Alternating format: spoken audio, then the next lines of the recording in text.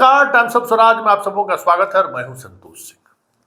और आज हम टाइम्स ऑफ स्वराज में बात कर रहे हैं कि लालू यादव जिस तरीके से और तेजस्वी यादव ने भी राजद के MY समीकरण को बढ़ाने के लिए जो फैसले लिए हैं लोकसभा चुनाव के दौरान, वो फैसला उन पर भारी पड़ जाए तो कोई बड़ी बात नहीं होगी, क्योंकि MY के अंदर से जो उबाल देखने को मिल रहा है और उस उबाल की वजह से जिस तरीके से समीकरण ध्वस्त हो रहे हैं RJD के, ऐसे में आने वाले समय में लालू परिवार की मुश्किलें और बढ़ सकती है। इसलिए कि ये जो आवाज़ उठ रही है ना, ये आवाज़ मीसा और छपरा से जो बेटी चुनाव लड़ रही है रोहिणी, दोनों को भी प्रभावित कर सकता है। नवादा में तो बगावत जारी है ही, लालू को ताकत नहीं है कि वहां के 2 विधायक उनके निर्दलीय के साथ घूम रहे हैं, उनको पार्टी से निकाल दें, ताकत नहीं दिखा पा रहे हैं। वो एक विधान पार्षद जो लालू की इच्छा के बगैर खड़ा होकर चुनाव जीत लिया, सीधे तौर पर चुनौती दे रहा है कि शक्ति यादव ने टिकट बेचा है। कार्रवाई करना तो दूर, बयान देने से बच रहे हैं बाप बेटा। और आज देवेंद्र यादव ने जिस तरीके से पहले तो पत्र लिखा था, आज पप्पू यादव के समर्थन में उतरकर जिस तरीके की चुनौती उन्होंने दी है, ये तय मानिए कि वो चुनौती अब इनको हिना से भी मिलने वाली है। ये सिवान का टिकट होल्ड रखकर भले ही ये दिखाने की कोशिश कर रहे हो कि हम हिना को लेकर विचार कर रहे हैं, लेकिन हिना ने जिस अंदाज में टिकट लेने से मना कर दिया है, तय मानिए कि छपरा में इनकी बेटी की भी स्थिति बिगड़ने वाली है। और उसी डर की वजह से ये सारी चीजें चल रही हैं। अब देखना दिलचस्प होगा, इस चले थे चक्रव्यूह में पप्पू को घेर दें, चले थे चक्रव्यूह में हिना को घेर दें, चले थे चक्रव्यूह में विनोद यादव को घेर दें, और आज खुद चक्रव्यूह में लालू परिवार घिरता हुआ दिख रहा है। जरा पप्पू यादव और देवेंद्र यादव के बयान से समझ सकते हैं। गड़बड़ी नहीं होता तो मैं कारोबारीकरण और व्यवसायीकरण की बात, जो पार्टी में समर्पित कार्य करता है, एक दिन में लाते हैं, एक दिन में टिकट देते हैं। यहाँ भी यही खेल हुआ, एक दिन में आइए, एक दिन में सिंबल पाइए, एक दिन में वाल्मीकि नगर आए, बीजेपी से राष्ट्रीय समझिए RSS का आदमी है, बीजेपी से आता है, RJD का टिकट लेता है। ये कैसा मेल है भाई? सब दिन बोलते थे धर्मनिरपेक्ष पार्टी है, RSS से हमारा कोई रिश्ता नहीं है। मैं अब अंत में यही दर्द के साथ कहना चाहता हूँ, मनुवाद का विरोध करते करते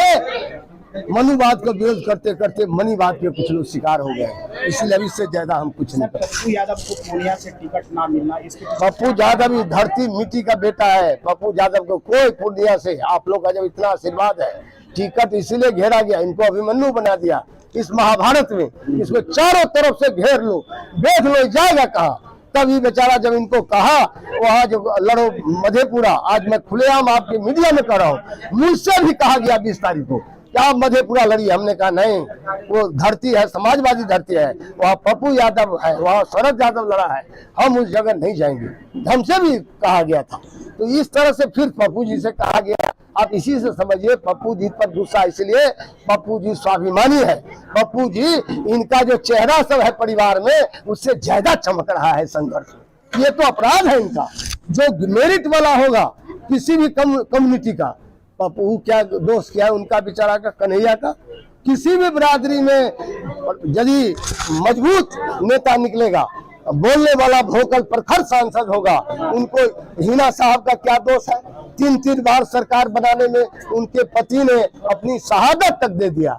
आज हिना साहब का हालत देख लीजिए, माइनॉरिटी को 2 टिकट बंटवारे में आप गलती की बात करते हैं, तो सीधा दिखाई दे रहा है, एपरेंट है, पारदर्शिता है कि 2 टिकट देगा माइनॉरिटी का। जनाधार का कहते हैं सबसे बड़ा हमारा है, माइनॉरिटी है, 1 मिनट छोटा नहीं।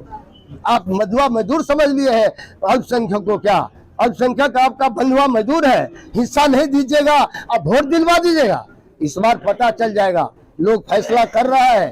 पप्पू के साथ तो सब लोग एकजुट है, हाँ एकजुट है सब, लेकिन हम ये कहना चाहते हैं बिहार में और सीटों पर लोग विचार कर रहा है, और हम समझते हैं पप्पू जी तो ऐलान किया ही है, और हम ये आग्रह करेंगे कि हिना साहब के प्रोग्राम में भी हमको जाना होगा तो हम जाएंगे।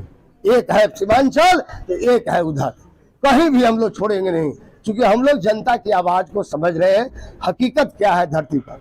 है, मेरा खून है, मेरी मिट्टी है, मेरी माँ है, और सीमांचल, कोसी, पूर्णिया, मिथिलांचल यह इतिहास लिखेगा 2025 में। यह चुनाव 2024 का है, 25 का नहीं है। मैं हाथ जोड़कर आज भी आग्रह करता हूं कि हम लोग मिलकर निर्णय लें, गलत लोगों के हाथ में जो बचे कुची सीट है नहीं जाने दें। जो तीसरे, चौथे, पांचवें, छठे चरण का सीट है उस पर लालू यादव जी पुनर्विचार करें, कांग्रेस का रेस्पेक्ट करें, कांग्रेस को बड़ा भाई माने।